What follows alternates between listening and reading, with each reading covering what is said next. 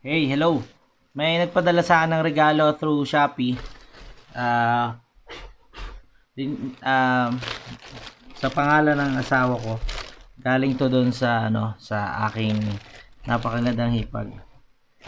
Ah, siyang paborito kong hipag. Dahil mag-isa lang naman siya. So, tingnan natin kung ano laman ito. Okay? Ayan o. Unboxing. Yeah.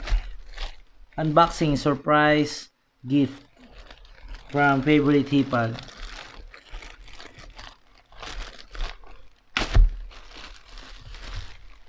Wow, naka-bubble wrap pa. Ano kaya ito? Siguro fragile, mamahaling bagay. OMG! Oh my gosh! Nakikita nyo ba yan? Hopeflakes! Hopeflakes for the win. Alam nyo ba yung Hopeflakes? Hindi. Kung di nyo alam yung Hopeflakes, fast forward nyo na lang itong fast forward natin. Ano ba ito buksan?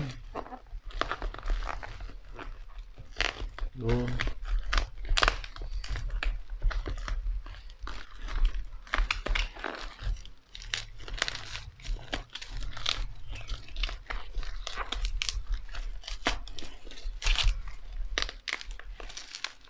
Yan, kaya ako masaya kasi paborito ko tong Hopeflakes eh. Hindi ko alam kung may iba pang tao sa mundo na paborito rin ito. Wala pa akong nakikita. Kung meron man, ay message nyo ako, gawa tayo ng FB group. Hopeflakes Lovers International. Made in China tong Hopeflakes eh. Alam nyo naman, DDS tayo. So, mabuhay ang China. At hindi ng casing. Ang lupit ng casing. Ang lalaki, ito yung mga malalaking Hopeflakes. Kasi usually, maliliit na mga Pero ito yung malalaking Hopeflakes. Pero, kahit malalaki siya, madami.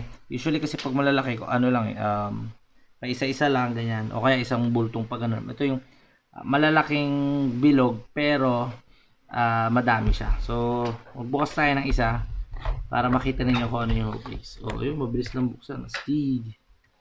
Isa Hopeflakes. Thank you, Len. Ito po siya. Ito yung tinatawag nilang ostyang maasim. So, ayan o. You know. Yes naman. Alright. Ngam, ngam, ngam, ngam. Ngam, ngam, ngam. Yeah, the best. Ooh, thank you, Lord. Sarap.